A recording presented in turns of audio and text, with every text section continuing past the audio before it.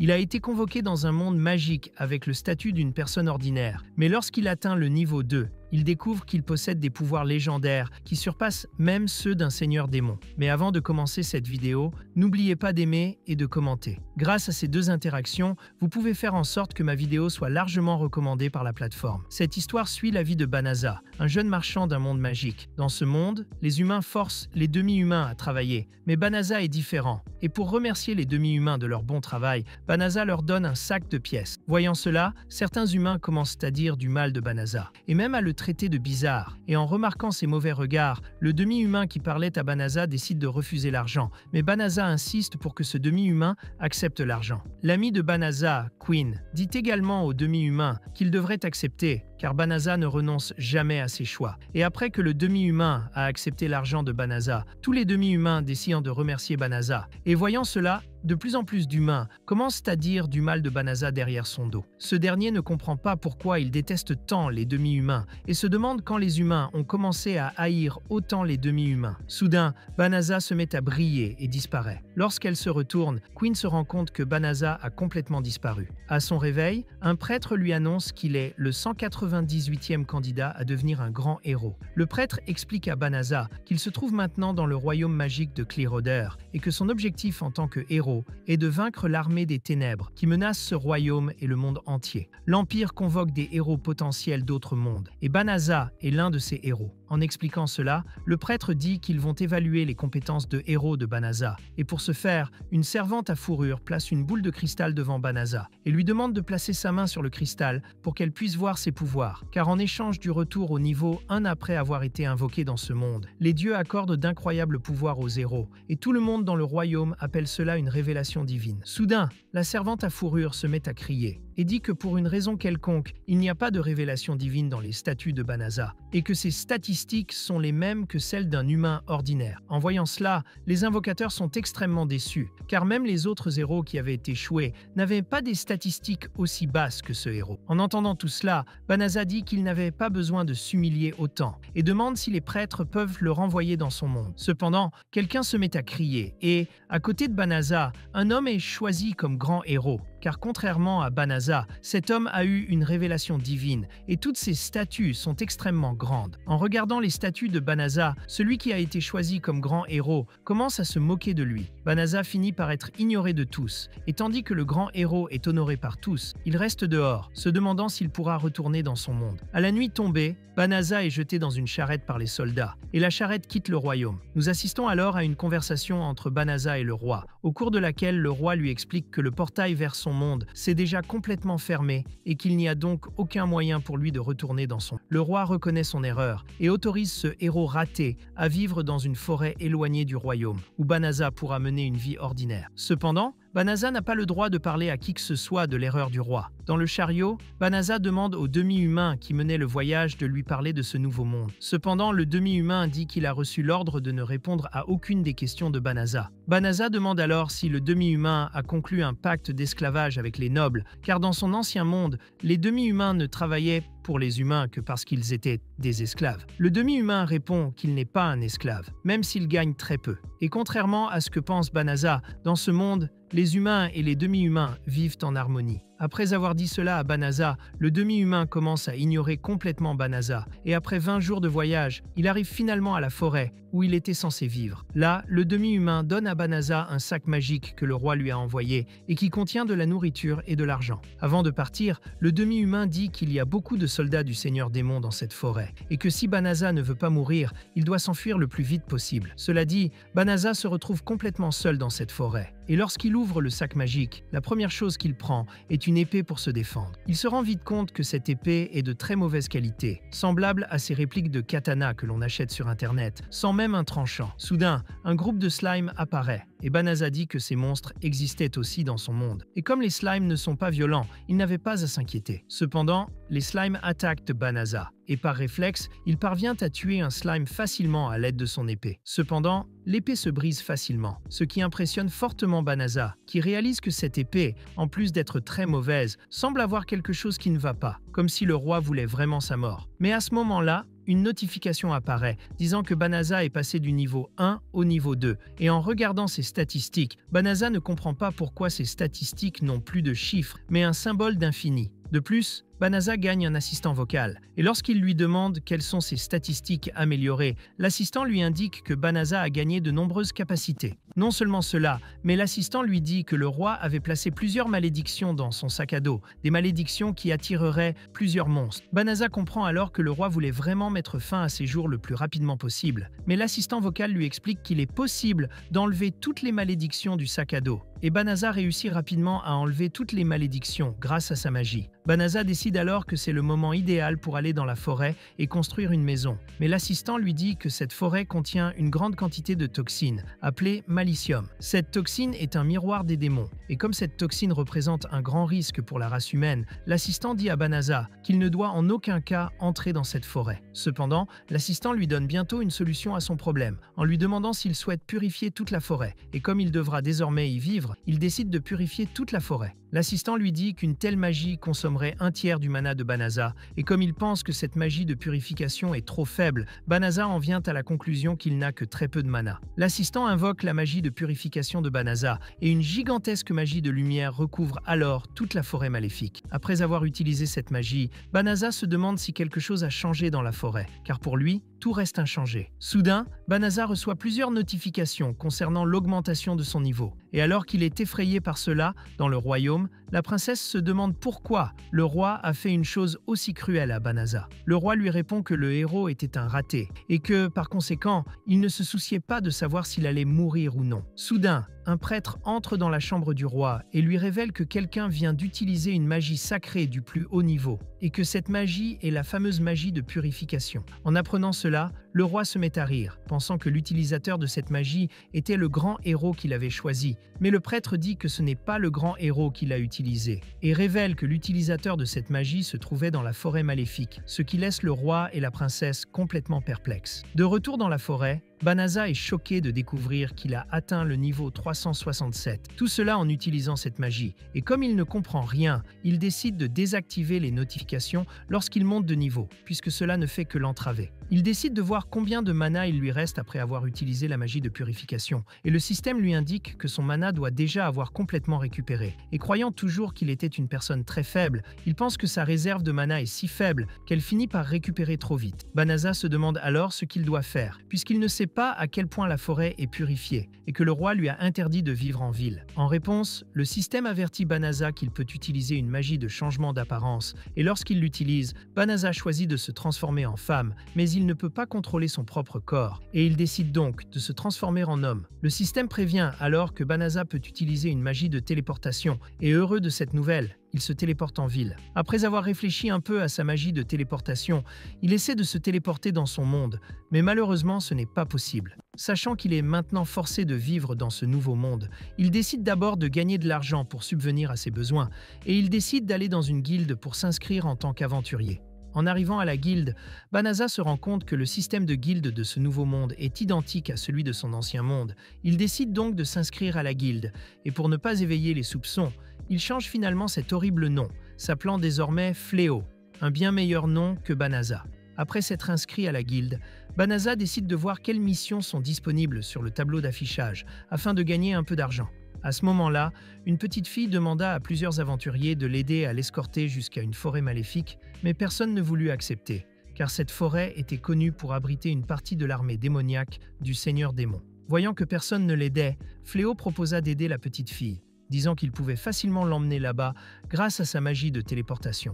En entendant cela, tous les aventuriers étaient perplexes et pensaient que Fléau mentait, car la magie de téléportation était une magie extrêmement puissante. Soudain, un groupe d'aventurières puissantes a menacé Fléau, pensant qu'il essayait de tromper la petite fille, dans le but de lui faire du mal, comme mon ami João. Heureusement, il a été arrêté, mais il s'est quand même montré sur Discord pour nous parler. Banaza, pour dissiper les soupçons qui pèsent sur lui, propose à ses aventuriers de l'accompagner, et en dehors de la guilde, les aventuriers demandent à Fléau d'utiliser sa magie de téléportation jusqu'à la forêt, et l'avertissent que s'il essaie de faire quoi que ce soit de drôle, il sera tué sur le champ. Fléau utilise rapidement sa magie de téléportation, et en arrivant dans la forêt, Le magicien du groupe d'aventuriers lui demande s'il est un sorcier d'élite du plus haut niveau, car la téléportation dans des lieux éloignés est extrêmement difficile. Les autres aventuriers décident alors de s'excuser pour le malentendu, et la petite fille, en voyant la forêt, se demande pourquoi tout le mal a disparu. Fléau décide de leur parler de la magie de purification qu'il a utilisée, mais le système l'avertit qu'il ne doit pas en parler à un démon. Soudain, les aventuriers pointent leurs armes sur la petite fille et révèlent qu'ils savent qu'elle est une guerrière de l'armée du Seigneur des démons. En réponse, la petite fille dit que les aventuriers ont beaucoup de courage pour se rebeller contre elle. Elle révèle alors sa véritable forme monstrueuse, celle d'un loup blanc géant. Son nom est Fenris, et elle se révèle être une guerrière d'élite du Seigneur démon. Et ce n'est qu'en libérant la malice dans son corps que Fenris vainc facilement les aventuriers. Cependant, Fléau n'est pas affecté par cela. Fenris reconnaît sa force et décide qu'elle l'affrontera après avoir tué tous les aventuriers. Et sachant qu'il ne pourrait pas affronter Fenris tout en protégeant les aventuriers, Fléau utilise sa magie de téléportation pour renvoyer les aventuriers à la guilde. Et refusant de mourir dans ce nouveau monde, sans même comprendre son but, Fléau décide d'activer toutes ses magies de mots de passe acquises dans ce combat contre Fenris. Fléau commence alors à utiliser sa magie de saut météorique pour esquiver rapidement Fenris. Fléau utilise ensuite la magie de mur pour se défendre de l'attaque de Fenris, et après avoir utilisé la magie de tourbillon, il attaque Fenris avec la magie de gravité pour l'immobiliser. Le système l'avertit alors qu'il devrait utiliser la magie d'assujettissement pour transformer Fenris en esclave. Mais, se souvenant des demi-humains qui étaient réduits en esclavage dans son ancien monde, Fléau refuse d'utiliser une telle magie et demande au système de chercher une autre option. Pendant ce temps, Fenris tente d'utiliser toutes sortes de magies pour se débarrasser de la magie de gravité de Fléau, et en réalisant qu'il n'y a aucun moyen de vaincre une telle magie, Fenris décide de se rendre et demande à Fléau de mettre fin à sa vie une bonne fois pour toutes. En réponse, Fléau désactive la magie de gravité et révèle qu'il n'a pas l'intention de la tuer, car il est pacifiste et déteste se battre. Il affirme également qu'il est absurde de tuer quelqu'un qui s'est déjà rendu, même s'il s'agit d'un démon. En entendant ces mots, Fenris traite Fléau de naïve et prend une forme humaine. Cependant, elle est nue, ce qui embarrasse beaucoup Fléau, qui lui dit qu'elle devrait arrêter de se battre contre des humains sans raison. Et comme elle est toujours très gênée devant Fenris, Fléau décide de lui chercher des vêtements dans son sac magique. Cependant, Fenris s'évanouit rapidement, et le système révèle qu'elle s'est évanouie à cause de l'épuisement de son mana, après avoir essayé de résister à la magie de Fléau pendant si longtemps. La nuit, Fléau découvre qu'il possède plusieurs sorts et commence à se demander pourquoi il possède autant de sorts puissants. Fenris finit par se réveiller et en regardant Fléau, elle dit qu'elle a toujours pensé que les humains étaient faibles. Or, Fléau possède un pouvoir inhumain. Fenris quitte alors sa tente devant Fléau. Elle le remercie d'avoir utilisé un sort de guérison sur elle. En retour, Fenris promet de ne plus jamais affronter un humain sans raison. Fenris promet également de devenir la fidèle servante de Fléau et l'appelle même maître. Et comme Fenris envisageait de se suicider si Fléau ne l'acceptait pas comme servante, ce dernier se voit contraint de l'accepter comme compagne de voyage. Fléau révèle alors qu'il vient d'un autre monde et montre sa véritable apparence à Fenris. Il révèle qu'il ne sait pas quoi faire après avoir été convoqué dans ce monde. Et pour cette raison, il pense que Fenris aura une vie très difficile si elle décide de l'accompagner. Fenris répond qu'elle s'en moque et révèle que sa race, les Lupins, vit dans le seul but de servir son maître. Et c'est pourquoi elle ne veut pas regretter d'avoir accompagné Fléau, peu importe qui il est ou à quel monde il appartient. Au royaume, le roi demande pourquoi le grand héros a échoué dans une mission contre l'armée du Seigneur des démons. Le grand héros dit que les soldats étaient trop faibles et que c'était entièrement leur faute, car ils n'ont rien fait. En colère, le grand héros quitte la chambre du roi. Le roi demande à un soldat ce qui s'est réellement passé, et le soldat lui répond que le grand héros n'a rien fait, et que lorsque les démons sont apparus, il s'est simplement enfui et a abandonné les soldats. Alors que le grand héros était seul, il était extrêmement en colère. Après tout, depuis qu'il est arrivé dans ce monde, aucune de ses statistiques n'a augmenté, malgré sa montée en niveau. Et parce que ses statistiques sont si faibles, il n'a même pas pu vaincre une bête démoniaque. Cependant, à la vue d'une servante au corps séduisant, le grand héros ignore complètement son échec et décide que ce soir est le soir pour s'amuser, vous laissant envieux. Le lendemain, Fléau, accompagné de Fenris, décide de se rendre à la guilde pour gagner de l'argent en effectuant n'importe quelle mission. Avant d'arriver à la guilde, Fléau décide que ce serait une bonne idée de faire semblant d'être marié à Fenris, car de cette façon, il serait moins suspect dans la ville. Fenris lui répond qu'elle serait la femme de Fléau avec fierté, et qu'avoir un homme fort comme mari est le rêve de toute lupine. Cela dit, en arrivant à la guilde, Fléau inscrit Fenris comme aventurière, et en voyant le collier de l'aventurière, Fenris est très heureuse d'avoir un accessoire identique à celui de Fléau, car cela lui rappelle en quelque sorte le rituel de mariage de la race lupine. Lors de l'enregistrement de Fenris, Fléau change son nom en Rhys, afin de ne pas éveiller les soupçons. Soudain, un greffier de guilde annonce une mission d'urgence pour affronter l'armée de bêtes démoniaques qui se dirige vers la rivière. Cependant, aucun aventurier n'est intéressé par cette mission, car il y a des rumeurs selon lesquelles même l'armée du grand héros n'a pas été capable d'affronter ces bêtes. Le greffier dit qu'en raison de l'extrême urgence de cette mission, le prix de chaque bête démoniaque sera multiplié par 10. Fléau est évidemment intéressé par l'argent, mais il pense qu'il ne peut pas vaincre ces monstres, et il pense donc qu'il vaut mieux refuser. Fenris répond que Fléau pourrait facilement vaincre une armée de bêtes démoniaques. Et pour prouver cette affirmation, Fenris dit qu'elle peut elle-même vaincre ces monstres. Et le fait qu'elle ait pu les vaincre prouve que Fléau est fort, puisqu'il est l'être humain qui a réussi à la vaincre. Après avoir compris qu'il est fort, Fléau se téléporte à l'endroit où se trouvent les bêtes. Là, Fléau voit la maison que la guilde lui a offerte pour qu'il puisse se reposer pendant les pauses de ses missions. Soudain, il entend un appel à l'aide et s'empresse d'aller voir qui a besoin d'aide. En arrivant sur place, Fléau tombe sur un groupe d'aventuriers qu'il avait déjà rencontrés, attaqués par des bêtes démoniaques. Avant qu'un des aventuriers ne soit tué, Fléau utilise la magie de la foudre pour vaincre facilement les bêtes. Fenris vainc également une bête et dit que Fléau est une personne très gentille, qui se soucie des gens qui n'ont pas réussi. Cela dit, Fléau parle aux aventuriers et présente Fenris comme une compagne de voyage, ce qui finit par la stresser, car Fléau ne l'a pas présentée comme sa femme. Soudain, une bête démoniaque tente d'attaquer Fenris,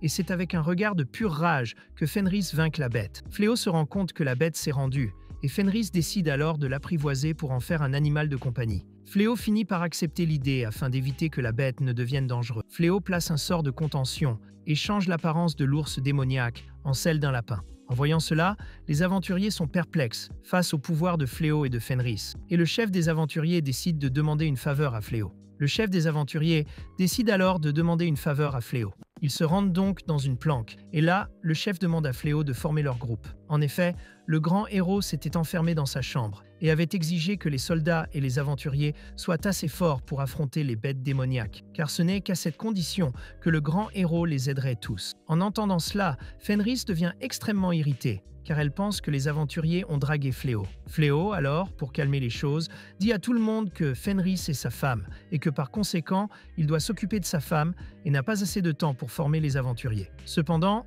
lorsqu'elle est appelée sa femme, la personnalité de Fenris change complètement pour devenir gentille, et c'est pourquoi elle dit que Fléau devrait aider les aventuriers à devenir plus forts. Fléau décide d'accepter, et comme ces aventuriers n'ont pas d'endroit où loger, ils demandent à rester dans la maison de Fléau. Fenris finit par l'accepter, disant qu'elle a assez de chambres pour tous les aventuriers, puisque Fléau peut facilement dormir dans la même chambre et le même lit qu'elle. Dans le royaume des démons, l'un des serviteurs du Seigneur des démons avertit qu'un individu a utilisé une magie de purification dans la forêt et a vaincu à lui seul des milliers de créatures. Après avoir découvert qu'une seule personne pouvait utiliser une magie aussi puissante, le Seigneur des démons demande à ses serviteurs de capturer immédiatement cette personne. Le lendemain matin, Fléau se réveille et lorsqu'il regarde sur le côté, il trouve Fenris qui l'observe. Fenris lui dit qu'ils étaient en couple et qu'il était donc normal qu'elle soit là avec lui.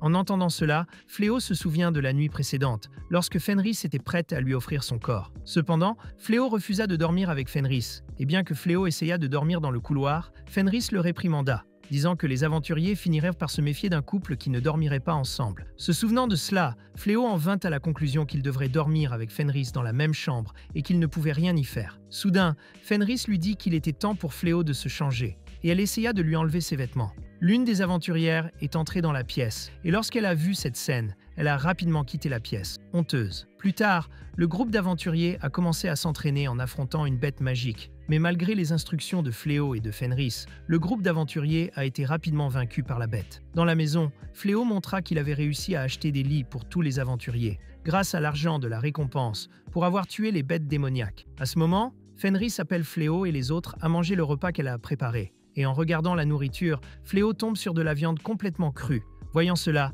il dit qu'il va la cuisiner, et que Fenris ne doit pas s'en inquiéter. Le chef des aventuriers décide alors d'aider Fléau, et en peu de temps, le repas de Fléau est complètement prêt. Et en voyant toutes ces assiettes de nourriture, les aventuriers sont impressionnés par le talent de Fléau pour la cuisine. Cependant, Fléau dit que tout cela est dû à l'aide de l'aventurier Balerosa. Fenris, en regardant cette nourriture, dit que c'est de la nourriture pour les faibles. Cependant, Fléau la convainc d'en manger, et Fenris est alors complètement enchanté par la nourriture préparée par les humains. Fenris dit alors que la prochaine fois, c'est elle qui cuisinera pour Fléau. Et en réponse à cela, Fléau dit qu'il attendra anxieusement, et en arrivant à la guilde avec plusieurs bêtes capturées, Fléau finit par attirer l'attention de tout le monde autour de lui en raison de sa force. À l'intérieur de la guilde, Fenris dit qu'elle va se promener pour résoudre quelques problèmes personnels. Fléau est abordé par un demi-humain qui l'appelle pour lui parler en privé. Ce demi-humain lui explique que Fléau attire l'attention de tout le monde dans le royaume en raison de ses incroyables exploits, et qu'à cause de cela, le palais veut que Fléau rejoigne l'escouade du grand héros.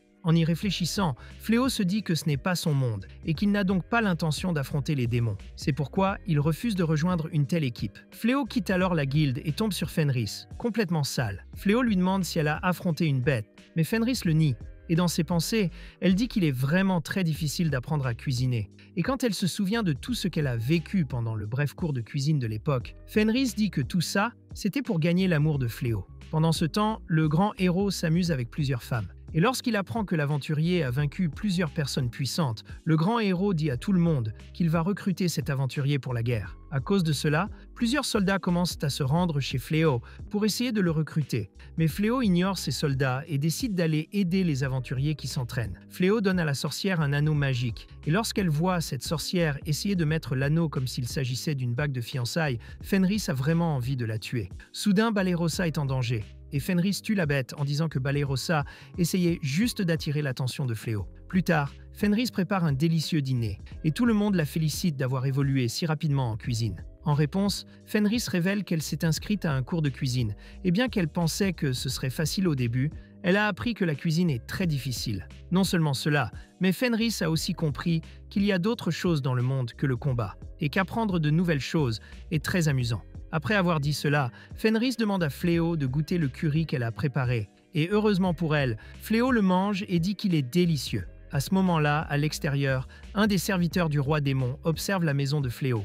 Et en réalisant que Fenris s'est allié avec les humains, le serviteur est perplexe. Soudain, Fenris apparaît derrière elle et, dans la maison de Fléau, Fenris demande pourquoi l'assistante du seigneur des démons la surveille. Le démon dit alors qu'il veut savoir pourquoi Fenris a disparu. En réponse, Fenris révèle qu'elle est mariée et dit à cette fille de ne pas interférer dans la vie du démon. En voyant cela, le démon se rendit compte que Fenris avait complètement changé sa personnalité. De plus, pour une raison ou une autre, cette servante du seigneur démon ne pouvait pas voir les pouvoirs magiques de Fléau, alors que sa capacité à voir les pouvoirs des autres était très puissante. Elle pouvait même voir le pouvoir du seigneur démon. La démone dit alors que la forêt a beaucoup changé et qu'elle ne comprend pas pourquoi les démons y ont disparu. Fléau répond qu'il a utilisé une magie sacrée de purification. Et la démone, qui s'appelle Uluminas, est incrédule et dit qu'à cause de ce sort, Fléau a fini par tuer le frère de Fenris. Fenris demande à Uluminas de se taire et lui dit qu'elle le savait déjà, mais que son frère était un guerrier et qu'elle n'en veut donc pas à Fléau. De plus, Fenris lui révèle que Fléau est l'homme qu'elle a choisi de servir, qu'il est désormais son maître et son mari, et elle affirme de toutes ses forces que rien ne changera les sentiments qu'elle éprouve pour lui. Soudain, Fléau entend un bruit, et en regardant la porte, il découvre que les aventuriers ont tout entendu. La démone profite alors de la situation pour appeler Fléau à un duel d'entraînement, son but étant de voir sa véritable force. Cependant, s'il était faible, elle avait l'intention de les tuer, lui et Fenris. Fléau finit par accepter, et au début de la bataille, les Uluminas attaquent Fléau avec une puissante attaque, utilisant une double magie, mais Fléau annule facilement ses sorts, et avec un seul sort, il mobilise les Uluminas et gagne facilement la bataille. Le lendemain, Fléau s'excuse auprès des aventuriers pour tous ses mensonges et leur dit qu'il ne voit pas d'inconvénient à ce qu'ils le dénoncent au palais royal. Cependant, les aventuriers révèlent qu'ils ont vécu trop longtemps avec Fenris et lui, et que de ce fait, ils savent que Fenris n'a pas de mauvaises intentions à l'égard des humains. Fléau et Fenris sont très heureux, mais avant qu'ils ne puissent fêter l'événement, Uluminas apparaît avec une légion de dragons. En voyant cela, Balerosa dit que ces dragons ont détruit plusieurs villes humaines. Cependant, tout cela est facilement résolu par Fléau, qui invoque une magie sacrée, et d'un seul coup, il vainc plusieurs dragons. Les autres dragons décident de fuir pour ne pas mourir. Et devant une telle force, l'un des aventuriers dit que c'est incroyable. En tuant un dragon, Fléau reçoit le titre de tueur de dragons. Et l'une des aventurières dit qu'elle veut aussi ce titre. Fléau demande alors à l'aventurière si elle veut essayer. Et à l'aide d'un sort spécial, Fléau parvient à rendre l'attaque de l'aventurière extrêmement puissante, au point de transpercer un dragon. En voyant ces statistiques, l'aventurière est impressionnée par le titre de tueuse de dragons qu'elle a gagné. Tous les autres aventuriers demandent alors à Fléau de les aider à faire de même. Cependant, les dragons étant déjà trop éloignés, Fléau déclare que ce n'est malheureusement pas possible. Dans le royaume démoniaque, le seigneur des démons surveillait tout, et en voyant le grand pouvoir de Fléau, le seigneur des démons, nommé Gol, décide d'aller voir Fléau. Fléau décide de mettre une barrière autour de la maison afin de savoir immédiatement si un démon tente de les attaquer. Fence demande alors pourquoi Fléau a laissé partir Illuminas après tout ce qu'elle a fait. À ce moment-là, Fléau se souvint qu'Illuminas avait dit qu'il était responsable de la mort du frère de Fence, et se sentant très coupable, il ne put même pas répondre à la question de Fence. Pendant ce temps, tous les aventuriers étaient impressionnés par le titre de tueur de dragons que l'un d'entre eux avait obtenu, et en voyant un tel titre, Balerosa déclara qu'elle s'entraînerait en chassant des bêtes magiques. En entendant cela, les coéquipiers de Balerosa furent impressionnés par sa rigueur, et motivés par Balerosa, les aventuriers décidèrent eux aussi de faire des efforts. Cependant, Balerosa était extrêmement triste de ne pas avoir obtenu le titre de tueuse de dragons, car ce titre était extrêmement prestigieux, et le simple fait de l'avoir était déjà une garantie de richesse et un titre de noblesse, et comme elle était une noble très riche qui est devenue pauvre, Balerosa voulait vraiment ce titre. Soudain, un homme interroge Balerosa sur Fléau, et lorsqu'elle remarque que l'homme est sans armure dans un endroit aussi dangereux, Balerosa comprend que cette personne fait partie de l'armée du Seigneur Démon, et elle pointe son arme pour l'attaquer. En réponse, l'homme se présente comme Gozal, et dit qu'il n'est pas là pour se battre, mais qu'il veut juste rencontrer Fléau et Fenris. Gozal décide alors de partir, mais avant, il demande à Balerosa de laisser un message à Fléau, lui disant qu'il viendra leur rendre visite pour prendre le thé et bavarder. Après le départ de Gozal, Fléau et Fenris vont voir Balerosa et lui demandent si elle a été blessée. Balerosa lui parle alors de Gozal, et en entendant ce nom, Fenris dit qu'il y avait de meilleurs noms à inventer pour Gozal. Fléau explique alors qu'elle a reçu une notification indiquant qu'un démon entrait dans la barrière, et en vérifiant, elle s'est rendue compte que le démon en face de Balerosa était le seigneur démon lui-même. En entendant cela, Balerosa est complètement terrifiée par la stupidité qu'elle a commise en pointant son épée vers le seigneur des démons, et commence à penser qu'elle aurait pu mourir. Plus tard, Gozal se rend dans la maison de Fléau, et en entrant, il est impressionné par le fait que Fléau n'a pas du tout peur de sa présence. Balerosa finit par prendre peur lorsqu'elle voit Gul devant elle, et pour une raison quelconque, elle se retrouve dans la conversation de Fléau avec Gul dans le salon. De toute évidence, elle est complètement effrayée et désespérée, et elle est incapable de dire quoi que ce soit. Gul dit alors qu'il est venu recruter Fléau pour servir dans son armée démoniaque, et quand il reçoit une réponse négative de Fléau, le seigneur des démons demande à Fléau pourquoi il ne le rejoint pas, et aussi pourquoi Fléau vit caché dans cette maison. Fléau lui répond qu'il n'est pas de ce monde, et qu'il n'a donc pas l'intention de faire la guerre. De plus, il ne sait même pas pourquoi une guerre aussi sanglante a lieu. Le seigneur démon décide alors d'expliquer à Fléau ce qu'est la guerre. Et en gros, il dit que cette guerre a commencé il y a 500 ans, avec le premier seigneur démon qui est venu d'un autre monde pour essayer de dominer ce monde. Et parce qu'ils étaient très opprimés par les humains à l'époque, les démons ont fini par l'accepter comme leur chef. Cette guerre dure depuis des années,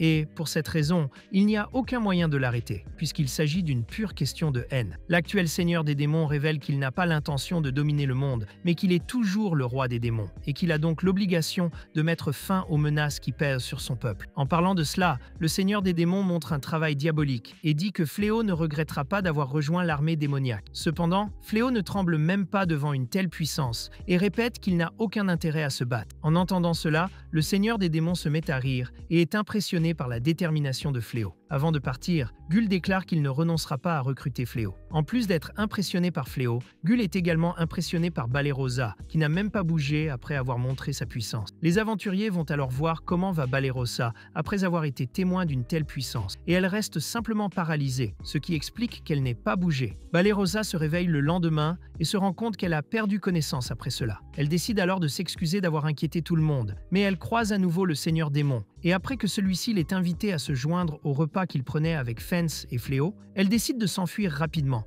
Et depuis ce jour, le Seigneur Démon essaie de parler à Balerosa de toutes les manières possibles, comme s'il était amoureux d'elle. De loin, un soldat remarque la présence d'un démon dans la maison de Fléau, et après l'avoir rapporté au roi, celui-ci devient complètement furieux et décide que la meilleure option serait de tuer Fléau pour trahison. La princesse tente de s'opposer au roi et dit que ce n'est pas juste, mais à ce moment-là, le grand héros apparaît et dit qu'en fait, ils doivent forcer Fléau à s'allier à l'armée du roi, sinon il sera considéré comme un traître et sera tué publiquement devant tout le monde. Au palais des démons, le seigneur des démons annonce qu'il rendra à nouveau visite à Fléau, disant que contrairement au roi humain, Fléau était très doué pour parler. Fléau parle à Fence et lui montre le bouclier avec les lits de dragon qu'il a créé. Fléau explique qu'il a l'intention de vendre ses boucliers et de gagner beaucoup d'argent. Fenris demande alors pourquoi Fléau ne veut pas s'allier avec le roi humain, puisqu'il pourrait gagner beaucoup d'argent aux côtés du roi. Fléau explique alors qu'il a découvert qu'il avait beaucoup de pouvoir et que pour cette raison, il ne pense pas qu'il soit juste d'aider l'un ou l'autre camp dans la guerre. Il veut que ce monde suive son cours normal. Fenris lui répond que c'est très gentil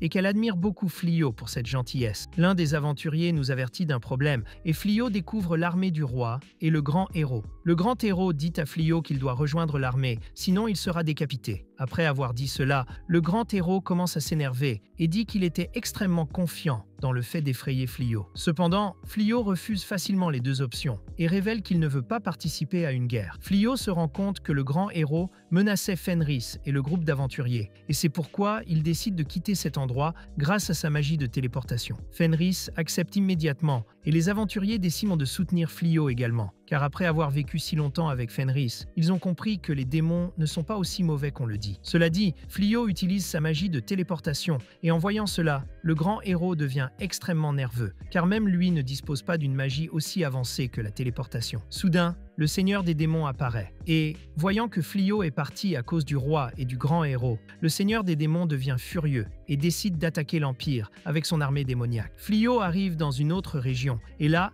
il révèle qu'il se trouve dans un endroit très éloigné du roi, et qu'à cause de cela, même le seigneur des démons ne le dérangera plus. Tout le monde est heureux, et pour fêter cela, Fenris décide de préparer un plat spécial pour tout le monde. Pendant ce temps, à l'autre bout du royaume, les démons menaient une attaque extrêmement puissante et détruisaient complètement les forces armées du roi. Et l'un des soldats dit que le héros se cachait dans une pièce. Le roi décide donc de convoquer le grand héros, et lorsqu'il apprend le danger que représentent les démons, un prêtre suggère d'utiliser la magie sacrée de purification pour se débarrasser des démons. Apprenant cette information par l'un de ses serviteurs, le seigneur des démons décide de battre en retraite pour éviter la mort de tout démon. Ainsi, le roi, avec tous les mages, réussit à invoquer la magie sacrée pour faire fuir tous les démons du royaume. Loin du royaume, Fléau arrive chez elle et est chaleureusement accueilli par Fenris. Fenris demande à Fléau s'il veut lui faire une faveur, lui offrant même un massage spécial, mais il répond qu'il veut juste manger pour le moment. Lorsqu'il s'assoit avec Fenris et les aventuriers, Fléau révèle qu'il négocie avec plusieurs magasins pour essayer de vendre les produits qu'il a créés.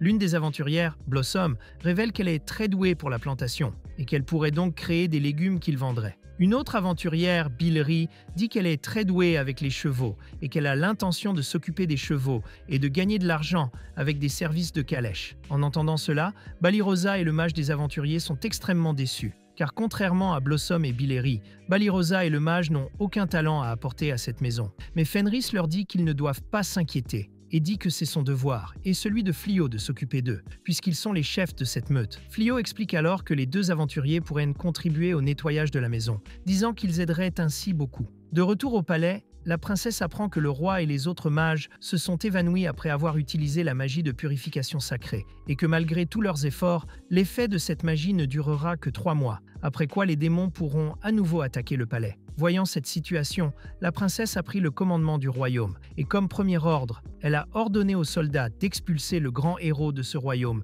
et de lui retirer son titre. Cela est fait, et mourant de rage, l'ancien grand héros dit qu'il se vengera du royaume et qu'il espère qu'il sera vaincu par le roi démon. Le soir, Fléau parle à Fenris et lui dit qu'il est heureux que Fenris soit si enthousiaste depuis leur arrivée dans cette maison et cette nouvelle ville. Fenris lui répond qu'elle ferait n'importe quoi pour lui, et après que Fenris se soit endormi, Fléau se dit qu'il est très heureux d'avoir un foyer et des gens sur lesquels il peut s'appuyer. Le lendemain, Fléau est invité à une réunion avec Fenris, et après avoir été soutenu par tous les aventuriers, Fléau finit par accepter l'invitation et se promène avec Fenris dans plusieurs boutiques. Flio lui demande alors s'il y a quelque chose que Fenris aimerait avoir, car Fenris l'a tellement aidé qu'il a estimé qu'il était de son devoir de lui offrir un cadeau. Fenris est très heureuse et décide de chercher le cadeau qu'elle souhaite dans plusieurs magasins. Flio et Fenris regardent des bijoux très intéressants, et après que Flio ait choisi le bijou qu'il veut offrir, il le donne à Fenris en disant que le bijou lui irait très bien, et en recevant un tel cadeau, Fenris devient très heureuse et excitée à l'intérieur de la maison.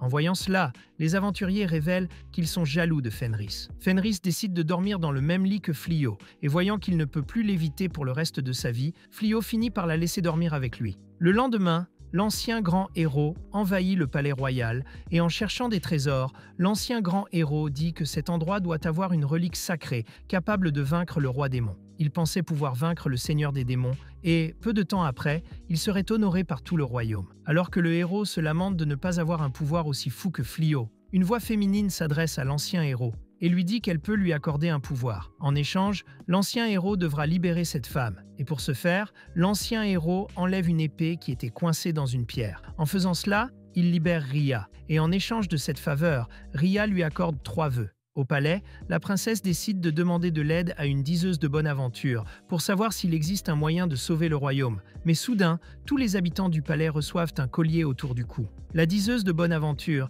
explique qu'il s'agit de l'œuvre d'un génie et que ces colliers ont servi à sacrifier le génie en échange d'un vœu. La princesse révèle alors que dans un passé lointain, le roi a souhaité la mort du roi démon et que pour vaincre le démon, le génie a sacrifié la moitié des habitants du royaume. Heureusement, le roi a réussi à enfermer le génie dans le palais, mais quelqu'un venait de libérer le génie. Et au moment où le génie parviendra à accomplir le vœu qui lui a été demandé, il tuera tout le monde avec le collier. Sachant cela, la princesse demande à la voyante de trouver rapidement un moyen de sauver le royaume. Le voyant indique alors au royaume que la princesse doit partir à la recherche du véritable grand héros, et révèle même la région où il se trouve. Pour sauver le royaume, la princesse décide de parler à Frio en personne. Frio donne son bouclier d'écailles de dragon à un marchand, et en voyant la qualité du bouclier, le marchand finit par conclure l'affaire avec lui, et décide même de former un partenariat. Balirosa et Fenris observent la scène, et Balirosa est impressionnée par les talents de négociateur de Frio. Balirosa dit alors qu'elle envie Fenris d'avoir épousé Frio, mais Fenris dit que Balirosa ne devrait plus jamais penser à épouser Frio, et que si elle le faisait, elle mourrait. Fenris lui répond que Balirosa a déjà un prétendant très gentil et honnête, et que ce prétendant est le seigneur des démons. Quelque temps plus tard, Fenris dit qu'elle est heureuse que les choses s'arrangent pour Cold, mais qu'elle est triste qu'il passe moins de temps avec elle à cause de son travail. Elle propose donc à Cold d'aller à d'autres rendez-vous avec elle, et après que Cold ait accepté, une alerte système l'avertit qu'un génie est près d'eux. Rhia se présente alors, et après s'être souvenue de la demande de l'ancien héros de tuer Cold, Rhia lance un coup vers Cold, mais c'est Fenris qui est touché par le coup. Alors qu'il se défend contre plusieurs attaques de Rhia, Cold tente de sauver Fenris grâce à la magie de guérison, mais le système l'avertit que la magie de guérison n'a pas la capacité de soigner les blessures graves. Rhia utilise alors la magie divine de la lumière sur Cold, et grâce à cela, Cold acquiert la capacité de contrôler la lumière et les ténèbres, et mourant de haine, Cold dit que Rhia paiera pour la mort de Fenris. Sans s'en rendre compte, Cold active automatiquement une magie pour remonter le temps, sauvant ainsi la vie de Fenris. Cependant, Cold est si nerveux qu'il ne le remarque même pas. Cold frappe rapidement Rhia et la fait saigner. Il s'avance vers elle avec un regard de mépris total. Rhia tente de se défendre en utilisant sa magie noire, mais Cold annule sa magie et l'attrape par la tête. Sans comprendre comment un humain peut faire cela, Rhia utilise sa capacité pour voir le statut de Cold, et elle est choquée par le fait que tous les statuts de Cold sont infinis. Cold assène alors un nouveau coup puissant à Rhia, qui se rend compte qu'il ne sert à rien d'utiliser la magie défensive contre lui. À son réveil, Fenris est très heureuse que Cold soit si furieux de l'avoir blessé et qu'il batte Rhia, alors qu'en théorie, un génie ne devrait pas subir de dommages dus aux coups physiques et magiques. Cependant, Fenris se rend compte que Cold a complètement changé à cause d'elle et que ce n'est pas le Cold qu'elle connaissait. Cold décide de mettre fin au combat, et même si Rhia demande de la pitié, Cold dit qu'il la tuera. Après tout, Rhia a blessé Fenris, qui prend soudain Cold dans ses bras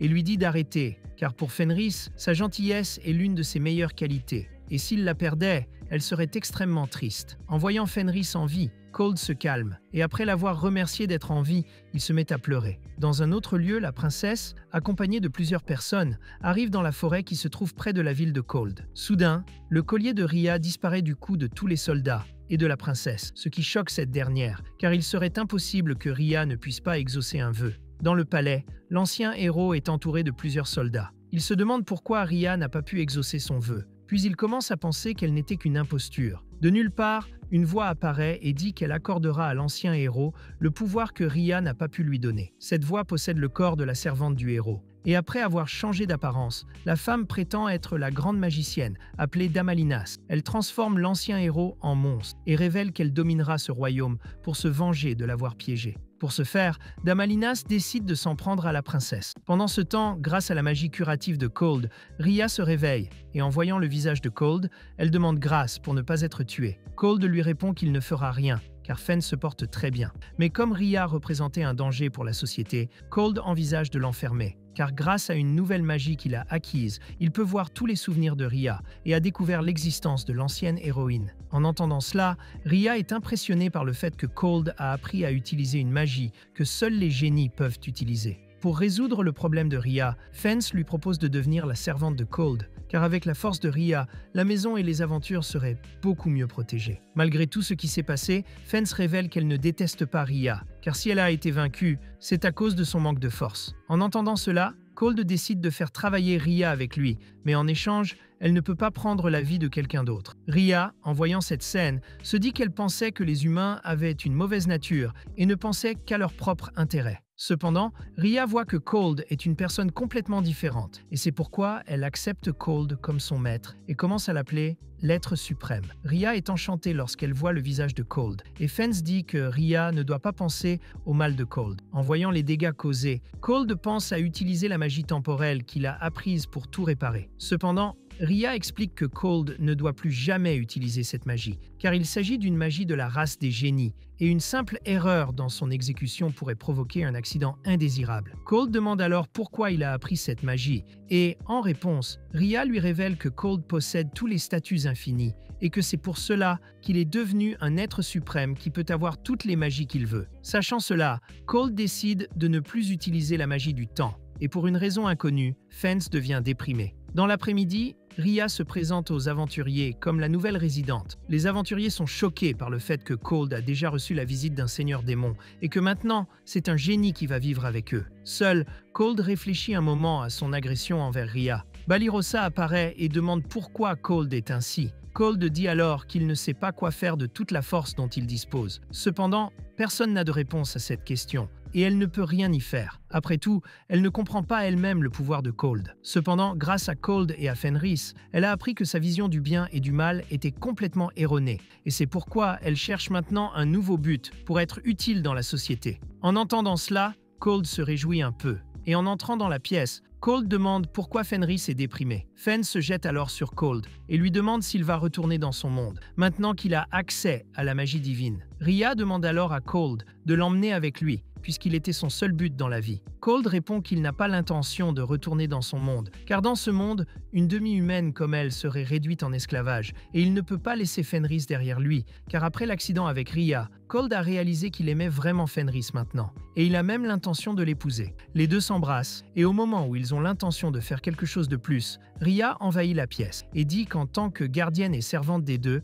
elle devrait toujours les surveiller. Elle leur dit de continuer, qu'elle observera tout et jugera même s'ils ont raison ou tort. Elle connaît également de nombreuses positions incroyables, et à cause de sa présence avec le pistolet à puissance infinie de Cold, elle finit par perdre ses forces, et il ne reste plus que Fenris, qui se plaint sans cesse de Rhea. Le lendemain, on voit la princesse chercher Cold dans tous les magasins, mais aucun vendeur ne peut lui donner d'informations sur Cold, ce qui finit par énerver la princesse. Chez Frio, Rhea sert de délicieux plats à tout le monde, ce qui embarrasse les aventuriers qui ont fait le ménage pour compenser le fait qu'ils vivaient gratuitement dans la maison de Frio. Et Blossom décide de faire le potager de la maison, car c'est la seule chose qu'elle pouvait faire pour Frio. Avec l'aide de la bête domestiquée de Frio, elle commence rapidement à creuser des trous pour les cultures. Belléry dit qu'elle se sent inutile parce qu'elle n'a toujours pas gagné d'argent avec les chevaux. Le mage observait Blossom, et après avoir renoncé à servir le roi, le mage n'avait plus aucune raison d'aller apprendre la magie. Cependant, elle dit que grâce à Frio, elle a appris plusieurs sorts, et que pour une raison quelconque,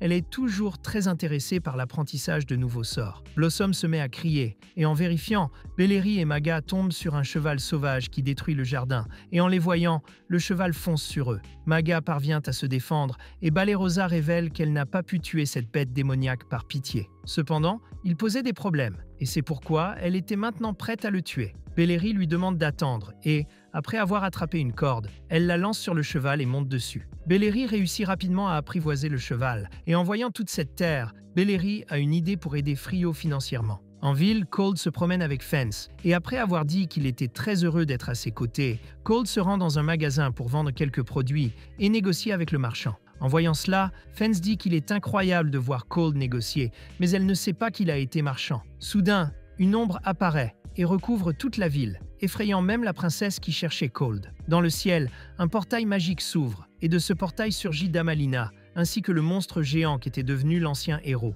Damalina se place rapidement devant la princesse et lui dit qu'elle la tuera. Cold se lance à la poursuite de la créature, et en chemin, il rencontre Ria, qui lui révèle qu'elle a senti venir la présence du mal. Ria révèle alors que le monstre était un humain et que le magicien possédait le corps d'une personne. Ria révèle ensuite que Damalina était connue comme la mage la plus puissante du royaume, mais qu'elle a été mêlée à la magie noire et qu'elle est devenue une mage tyrannique. À cause de cela, elle a été tuée par l'ancien grand héros de l'époque. Mais comme elle était si puissante, son âme a continué à errer dans le monde, et c'est pour cette raison qu'elle a été scellée dans la même épée que Ria. Sachant qu'elle est en partie responsable d'avoir poussé l'ancien héros à sortir l'épée de la pierre, Ria demande à Cold la permission de résoudre ce problème, et après avoir accepté, Cold dit qu'il va aider les gens à trouver un abri et empêcher que des morts ne se produisent. Damalina entreprend alors de tuer la princesse, mais Ria contre-attaque avec un sort. En colère, Damalina déclare qu'elle va écarter Ria de son chemin et invoque un puissant sort pour attaquer. Cependant,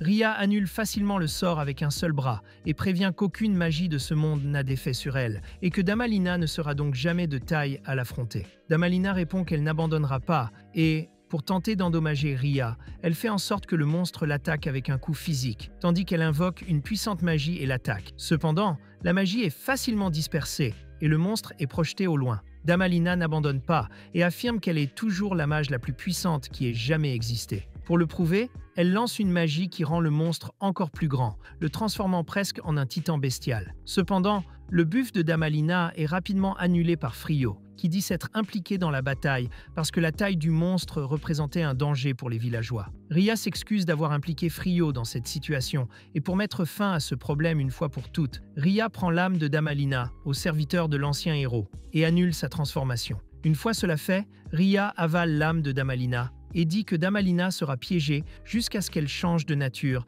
et devienne une servante du froid. À ce moment-là, la princesse s'approche du froid et lui demande s'il peut aider à la guerre en tant que grand héros. Mais le froid refuse et dit qu'il n'a pas l'intention de détruire les démons pour le bien des humains. Il révèle qu'il mène une vie heureuse et paisible avec Fenris. En arrivant chez lui, le froid est accueilli par Belléry, qui lui demande si elle peut agrandir sa propriété. La raison en est qu'elle a l'intention d'apprivoiser des chevaux sauvages. Blossom, quant à lui, a l'intention d'améliorer la qualité du potager. Mais pour ce faire, les deux hommes ont besoin d'un terrain beaucoup plus grand. Belléry et les autres disent qu'ils paieront avec leur propre argent. Mais Cold leur montre qu'en se basant sur le calcul de chaque parcelle, le coût de l'agrandissement de la propriété serait trop élevé. Bien qu'ils se sentent déprimés pendant un moment, Cold dit qu'il paiera. Sachant que les filles n'accepteraient pas une telle aide, Cold propose qu'en échange du terrain, elle verse 30% des bénéfices à titre de frais de location. Enthousiasmées par cette proposition, les aventurières décident de travailler. Cold demande alors à Blossom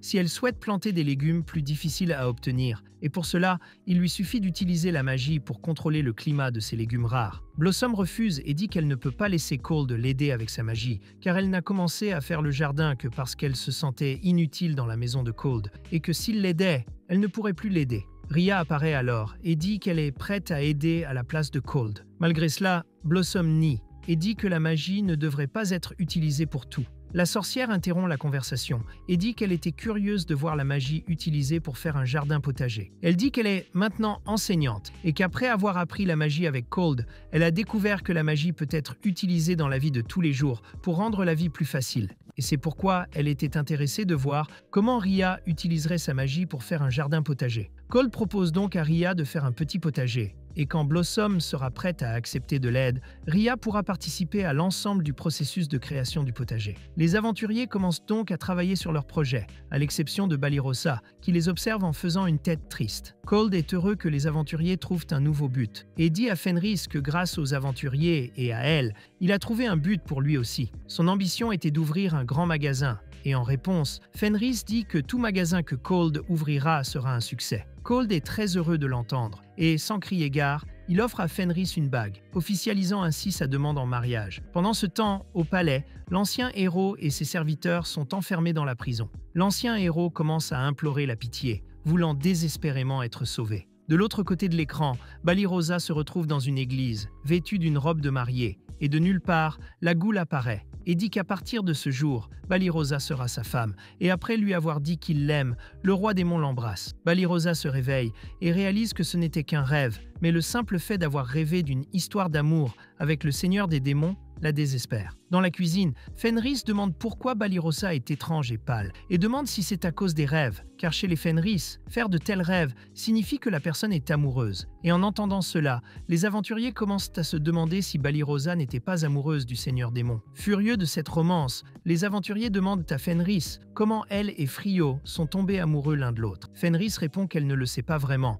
et qu'au début, elle voulait aider son maître à devenir quelqu'un de plus important, mais que le temps lui a fait comprendre que la chose la plus adorable chez Frio était sa gentillesse et sa bonté. Frio écoutait tout, et il meurt de honte. Un avertissement concernant la présence de démons apparaît à Frio. Cold explique que la ville n'est pas en danger grâce à la barrière qu'il a placée, mais que tout le groupe doit rester vigilant et prendre soin de la ville. Au palais, la princesse découvre que la majeure partie de l'argent donné par Cold le jour de l'attaque de Damalinas était constitué de pièces provenant d'une banque d'or privée qui n'était donnée qu'aux candidats héros. En apprenant cela, la princesse réalise que Cold était le héros qui avait été humilié par le roi. Et elle pense alors à s'excuser auprès de Cold avant de lui demander à nouveau son aide. À ce moment-là, un soldat entre dans la chambre de la princesse et lui révèle que l'ancien héros s'est enfui. La princesse ordonne aux soldats de partir à la recherche du héros et déplore que Cold n'ait pas été nommé grand héros dès le départ. Pendant ce temps, le héros se cache des soldats dans un buisson et regarde les objets qu'il a volés dans un sac magique. Le héros est déçu de n'avoir presque pas d'argent,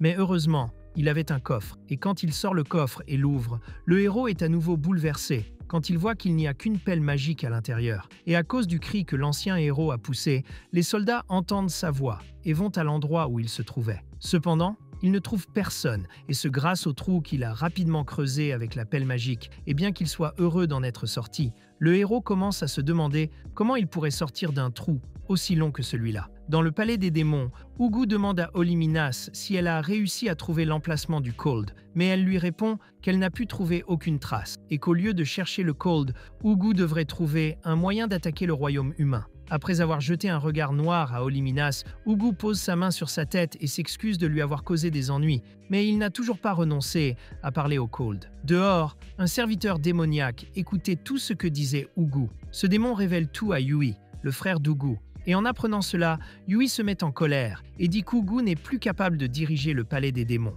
Après avoir battu son serviteur sans raison, Yui dit qu'il va prendre le trône d'Ugu et résoudre le problème des démons une bonne fois pour toutes. En ville, Cold finit d'acheter de la nourriture pour la maison. Fenris dit que cette fois-ci, ils ont réussi à acheter beaucoup d'ingrédients différents et qu'elle est impatiente de cuisiner de nouveaux plats avec ces ingrédients. Et comme elle a encore beaucoup de temps, Cold propose de rencontrer Fenris pour qu'ils puissent manger quelque chose. En chemin, Cold voit un magasin fermé. Et lorsqu'il demande à la propriétaire pourquoi elle ferme, Cold apprend qu'à cause de la guerre, la propriétaire a perdu tous ses fournisseurs. Et comme elle n'a plus rien à vendre et qu'elle est déjà très âgée, elle a décidé de vendre le magasin à quelqu'un d'autre. Fenris et Cold sont tristes que la guerre cause ces problèmes aux marchands. Mais Cold dit que beaucoup d'autres magasins ont ouvert, ce qui prouve que les humains sont résistants et n'abandonnent pas. Cold va ensuite déjeuner avec Fenris, et lorsqu'il arrive devant le restaurant, il tombe sur Balirosa, qui lui propose de payer le déjeuner pour tous les deux. Fenris est perplexe à l'idée que quelqu'un gâche son rendez-vous romantique, mais elle finit par accepter l'offre de Balirosa.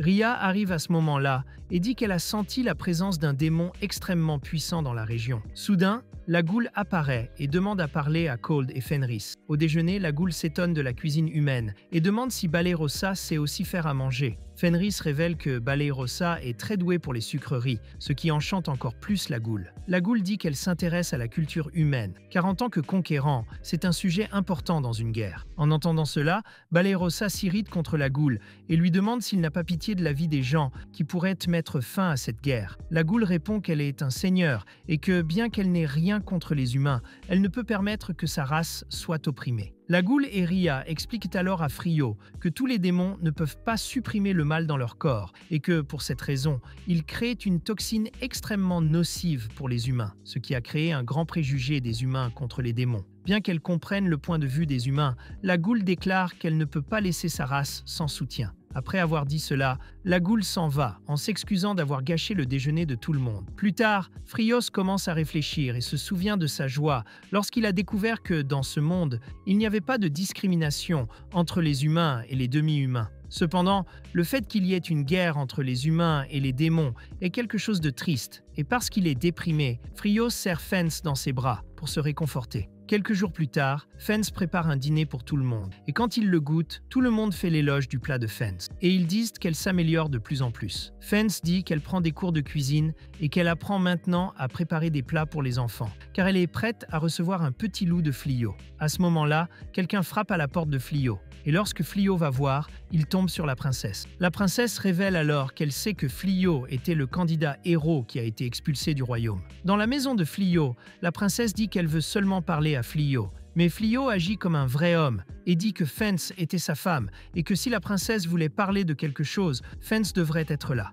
Balirosa et les autres laissent donc la princesse seule avec Flio et Fence. Et devant les deux, la princesse s'excuse pour tout ce que le roi et le héros antique lui ont fait subir. Flio dit qu'il n'est pas rancunier et demande à la princesse de lui dire tout de suite ce qu'elle veut, car il sait qu'elle n'est pas là uniquement pour s'excuser. La princesse montre alors à Flio une carte et lui indique où se trouve chacune des bases de son armée dans le royaume. Flio dit que cette information est top secrète et demande pourquoi elle lui révèle cela. En réponse, la princesse dit que la magie de purification était presque terminée et qu'à cause de cela, les démons reviendraient bientôt à l'attaque. La princesse demande donc à Flio de protéger les villes où l'armée n'est pas présente. Et après avoir été jugée par Fence pour avoir fait une demande aussi égoïste après tout ce qu'ils ont fait, la princesse dit que le roi est inconscient après avoir utilisé la magie de purification. Et pour empêcher le roi de faire quoi que ce soit à Flio ou de nuire au royaume, la princesse a l'intention de prendre en charge le gouvernement du royaume pour elle-même. Mais pour cela, la princesse a besoin de Flio pour aider les villes non protégées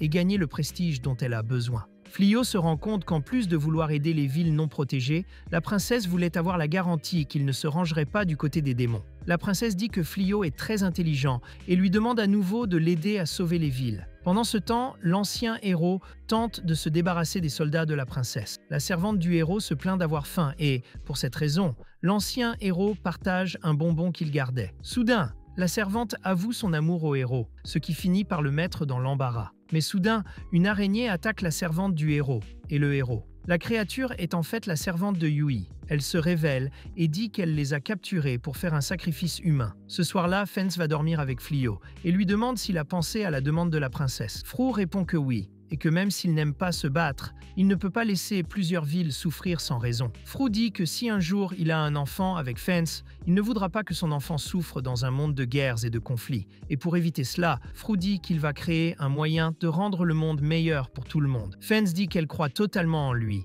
et que si elle peut l'aider de quelque façon que ce soit, elle le fera. Le lendemain, une ville est attaquée par plusieurs démons. Et dans la forêt, une petite fille est prise au piège et attaquée par un démon. Mais Fence défend cette fille et attaque le démon. Cold crée une barrière qui empêche les démons d'entrer dans la ville. Et lorsqu'ils voient un lupin à côté d'un humain, les démons deviennent extrêmement furieux et confus. Cold prévient qu'il laissera partir les démons, à condition qu'ils n'essaient pas de causer plus de dégâts. Cependant, un cyclope apparaît et déclare qu'il va briser la barrière du froid par la force brute. Fence révèle qu'il s'agit du cyclope le plus puissant de l'armée démoniaque et qu'il a servi sous les ordres de Yui, le frère de Gull. Le cyclope dit qu'il sait que Fence était un traître et que son frère est mort parce qu'il était extrêmement faible. En entendant cela, Fence décide d'affronter le cyclope et de montrer que sa race n'est pas faible. Fence assène rapidement plusieurs coups au cyclope, mais comme il est irrésistant, il ne subit pas beaucoup de dégâts. Fence utilise alors une magie de saut pour se projeter dans le ciel. Ensuite, il utilise une magie de changement de position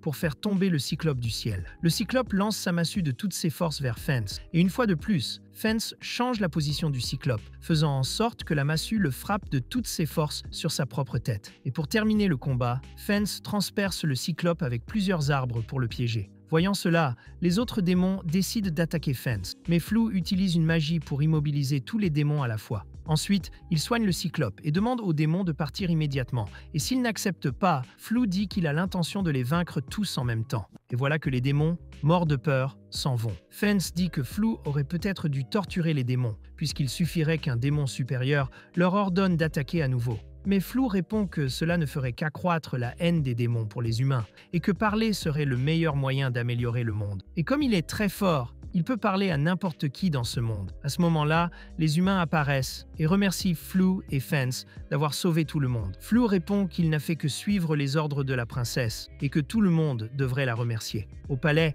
la princesse apprend par les soldats qu'un héros masqué a sauvé plusieurs villes et dit que c'est elle qui l'a ordonné. En entendant cela, la princesse est heureuse que Flou ait accepté sa demande. Pendant ce temps, Gu surveillait Flou. Et en voyant que son frère envoyait des troupes attaquer sans ses ordres, Gu est déçu. Soudain, un des serviteurs de Gu apparaît et dit que Yui essayait de prendre le trône du seigneur des démons. Et pour ce faire, Yui prévoit même de sacrifier l'ancien héros et son serviteur, en échange de plus de pouvoir. Gu se rend rapidement au palais des démons. Et un autre jour, Gu demande à vivre dans la maison de Flou et décide de lui rapporter tout ce qui lui est arrivé. Il dit que tous les démons de l'élite sont contre lui, tout cela parce qu'il ne nourrit pas une grande haine pour les humains. Et même avec la demande d'Uliminas, tous les démons ont dit que Gu devrait se battre en duel avec son frère pour le trône. Cependant, Uliminas refuse de laisser un traître comme Yui impuni, et en entrant dans la salle royale, Uliminas s'en prend à Yui avec une attaque féroce. Cependant, Yui lui assène un puissant coup de poing et la projette au loin. Au moment où le serviteur de Yui s'apprête à achever Uliminas, Gu apparaît et la sauve. Il se tient devant Yui et demande à son frère où il s'est trompé en tant que roi des démons. Son frère lui répond que Gu n'attaquait plus le royaume humain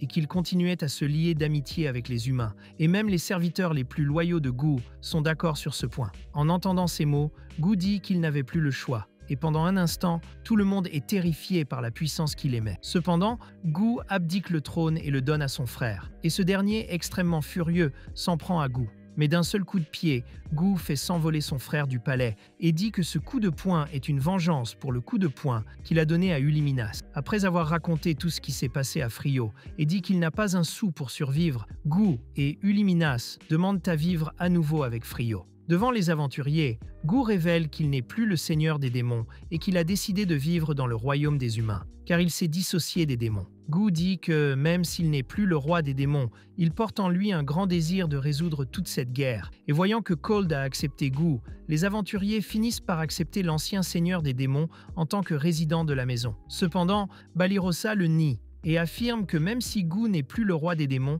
il a déjà causé beaucoup de tort aux humains et que, pour cette raison, il représente toujours un danger pour la société. À ce moment-là, Fence fait une jolie grimace et demande à Balirosa si elle veut vraiment expulser son ancien patron et ami. En entendant cela, Balirosa se sent sous pression, et en réalisant que tout le monde a déjà accepté Gu sauf elle, elle finit par accepter. Quelques jours passent, et Gu tente de se rendre utile en aidant les aventuriers, mais au lieu de les aider, il finit par les effrayer ou les gêner. Gu décide alors de parler à Frio, et en voyant les armes fabriquées par Frio, il est impressionné par la capacité de Frio à créer des armes de haute qualité. Uliminas, qui le regarde de loin, ne comprend pas comment Gu peut s'entendre aussi bien avec un humain. Fence répond que c'est parce qu'il n'est plus le seigneur des démons. Mais Uliminas dit que même lorsqu'il était le seigneur des démons, Gu ne s'amusait pas autant. Le soir, alors que tout le monde s'amuse, Balirosa observe la scène de loin, l'air déprimé. Plus tard, alors que tout le monde dort, Balirosa regarde le ciel en réfléchissant à la vie. Fence et Frio lui demandent si elle va bien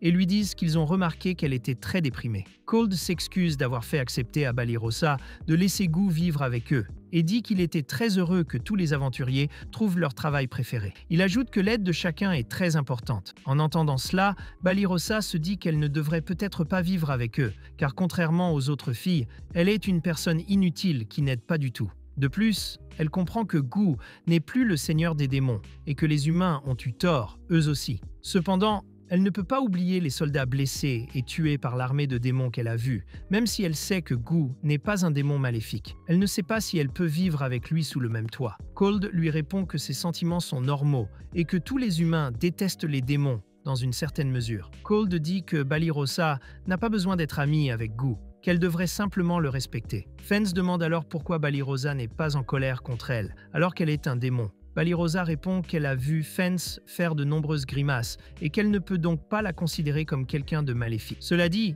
Fence montre les biscuits qu'elle a faits grâce à la recette de Balirosa et dit que Balirosa n'est pas une personne inutile. Le lendemain, Balirosa décide de parler à Gu et Ulliminas, et devant eux, Balirosa dit qu'elle leur donnera un vote de confiance, mais que s'ils tentent quoi que ce soit, elle le leur fera regretter. Comme elle n'a aucun pouvoir, elle se suicidera. En entendant une telle menace, Gu se met à rire et, pour prouver son caractère, il offre sa main à Balirosa et promet de ne plus jamais faire de mal à un autre humain. Cependant, Balirosa dit qu'elle n'acceptera sa poignée de main que lorsqu'elle aura déterminé que Gu est une bonne personne. Au palais des démons, Yui ne comprend pas pourquoi les démons perdent face aux humains, alors qu'ils disposent d'une armée bien plus importante. Sa collection explique que des humains ont installé plusieurs pièges à travers le royaume, et que de nombreux soldats sont vaincus par ces pièges. En entendant cela, Yui dit que tout ce qu'il a à faire est de créer une armée encore plus grande, jusqu'à ce qu'aucun piège ne soit capable d'arrêter leur avancée. En réponse, la collection demande comment il pourrait obtenir une plus grande armée, et après avoir agi comme un vrai homme en frappant sa collection,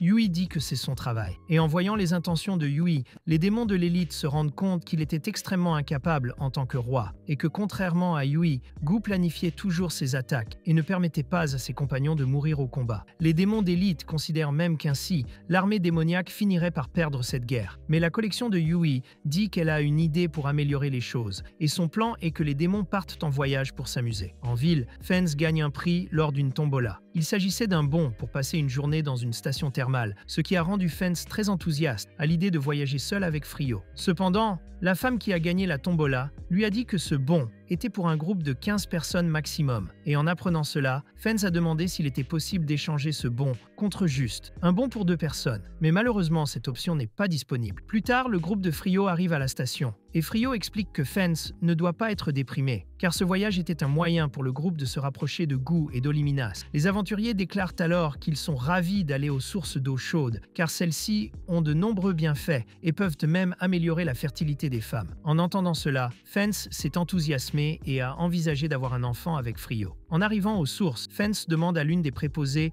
où se trouve la source d'eau chaude qui améliore la fertilité, et la femme aide immédiatement Fence en lui disant qu'elle encourageait sa réussite. Soudain, Blossom tombe sur un homme, et en le voyant, elle s'excuse et s'en va. Cet homme était Yui, et comme le destin l'a voulu, l'actuel Lord Démon et les démons élites ont décidé de s'amuser dans les sources d'eau chaude également. Gu, Olliminas et Fence se demandent alors pourquoi les démons se trouvent au même endroit qu'eux. Fence dit alors qu'aucun d'entre eux ne devrait parler à Yui, car cela finirait par provoquer une bagarre, et elle ne voulait pas gâcher sa journée avec Cold. Plus tard, chacun décide de ce qu'il fera pour s'amuser. Fence s'enthousiasme et dit que c'est aujourd'hui qu'elle fera un bébé avec Cold, et peu après, elle part avec lui pour les sources chaudes. Ria, curieuse de la reproduction, entre dans le monde spirituel, et devant Damalinas, Ria dit qu'elle est curieuse de la reproduction humaine, et pour mieux la comprendre, elle dit qu'elle devrait se reproduire avec Damalinas. Sans rien comprendre, Damalinas dit qu'une femme ne peut pas se reproduire avec une autre femme. Cependant, Ria révèle qu'elle est un être qui transcende le genre, et pour cette raison, elle possède l'épée spéciale que tous les hommes ont, étant un véritable ange. Ria finit par être expulsée du monde spirituel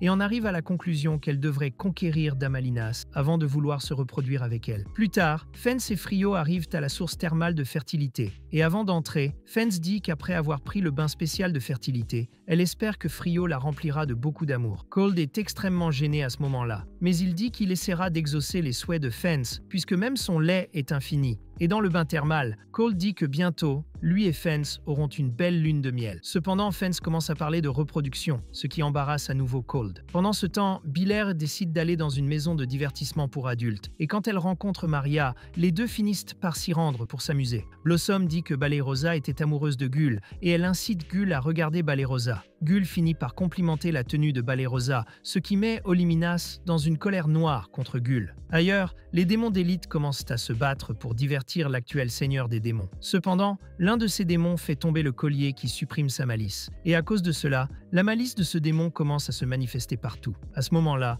le héros apparaît près de l'endroit où se trouvaient les démons et commence à se vanter d'avoir volé un de leurs artefacts avant de s'enfuir. Cependant, cet artefact commence à réagir à la malice des démons. Et à cause de cela, le héros et ses serviteurs se transforment en un gigantesque monstre de malice. Balirosa décide alors de parler à Olliminas et lui révèle qu'elle sait qu'Olliminas aime Gull. À ce moment-là, le monstre géant commence à tout détruire, et pour éviter que quelqu'un ne soit blessé, Frio utilise une puissante magie pour contrôler la destruction du monstre. Cependant, Frio prévient qu'il ne peut pas vérifier ce qui s'est passé pendant qu'il utilisait cette magie, et il demande donc à Fence de le faire. À la vue d'une telle créature, Balerosa et les aventuriers décident d'aider les habitants en danger. Cependant, Gull dit que ce n'était pas nécessaire et que Frio pouvait tout résoudre tout seul. Les aventuriers répondent qu'ils ne peuvent pas dépendre de Frio pour tout, car tout ce que Frio veut, c'est avoir une vie ordinaire, et pour qu'il puisse réaliser ce rêve, tout le monde doit être prêt à aider Frio et à le soulager de ce fardeau. En entendant ces mots, Gull décide lui aussi d'agir. Avec l'aide du Luminas, il se rend auprès du monstre malveillant. Cependant, en voyant Gull, Yui devient extrêmement furieuse et le défie de se battre. Gull parvient facilement à se défendre contre plusieurs attaques de son frère. Alors que Yui continue d'attaquer Gull, Balerosa informe Frio de la situation et lui dit que Gull pourrait peut-être être aux côtés de Yui. Frio lui répond que Gull ne ferait jamais cela et qu'au fond de lui,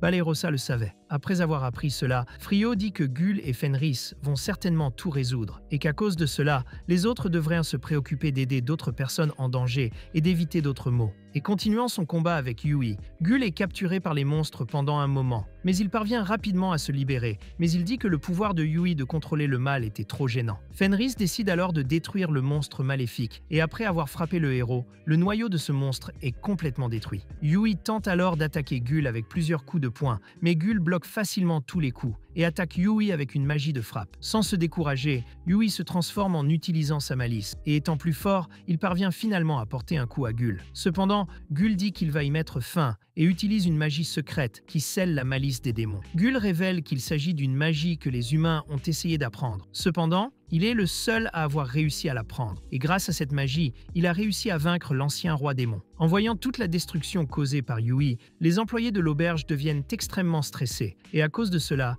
ils utilisent une magie secrète qui permet à Yui et à tous les démons d'élite d'aller directement sur le continent. Une fois que tout est résolu, Flia utilise une magie de réparation et ramène tout à la normale, et avec l'aide de tous et le nettoyage, le centre de villégiature reprend son fonctionnement normal. Le héros et le serviteur sont poursuivis par les gardiens, et pour s'échapper, le héros utilise sa pelle magique pour se coincer à nouveau dans un trou, mais il finit par être attaqué par la source d'eau chaude et est jeté. Pour le remercier de son aide, le propriétaire de la station offre un bain de source chaude à tout le groupe de Flea. Et la nuit, dans le bain, le phénix se réjouit d'avoir un enfant avec Flea. Liminas, de son côté, est jalouse de Balerosa et dit que ce n'est pas possible. Damarinas, dans l'esprit de Ria, dit que parce qu'elle a une épée comme les hommes, Ria ne peut pas se baigner avec les femmes. Cependant, Ria se contente de dire que Damarinas était avec les Yumes et que plus tard, elle comblerait enfin Damarinas de son amour. De l'autre côté, Flea dit à la Goule que les femmes étaient très excitées et qu'elle est heureuse que les choses se soient enfin calmées. La Goule dit que c'est grâce à Flea et que dès qu'il a rencontré Flea,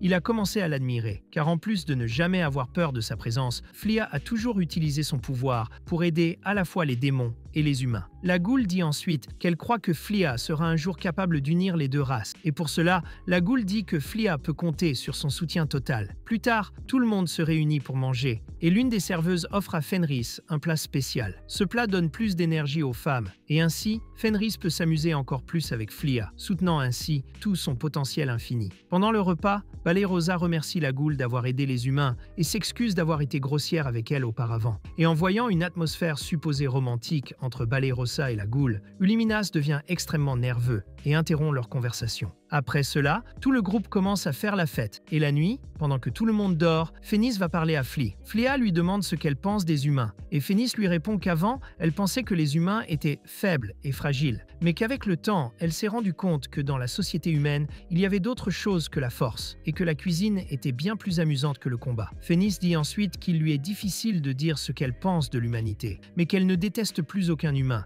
et qu'en fait, elle a même une affection particulière pour eux. Flea dit qu'il y avait une possibilité que la guerre devienne plus violente, et que pour cette raison, il avait l'intention de protéger certaines villes des humains, mais il veut que Phénis soit à ses côtés, afin que si un jour il finit par être cruel envers les démons, elle l'en empêche. Phénis dit alors qu'elle soutiendra toujours Flea, et qu'elle veut un monde sûr pour leur fils. Après avoir entendu parler de leur fils, Flea décide d'agir, et après avoir embrassé Phénis, il utilise enfin son épée spéciale, si vous voyez ce que je veux dire. Le lendemain, Phénis est extrêmement heureux, et toutes les femmes réalisent alors ce qui s'est passé. Flea ramène tout le monde à la maison, et quelques jours plus tard, Gull décide qu'il participera à la création d'armes avec Flea. Balerosa demande alors des nouvelles de Yui, Mais Gul l'avertit que son frère ne peut pas utiliser ses pouvoirs et que, par conséquent, le temps de paix durera encore un peu. De retour au palais, la princesse est enfin nommée reine et acclamée par tous. La reine déclare qu'elle fera tout pour aider ce royaume et qu'elle ne peut en aucun cas décevoir Fléa. Pendant ce temps,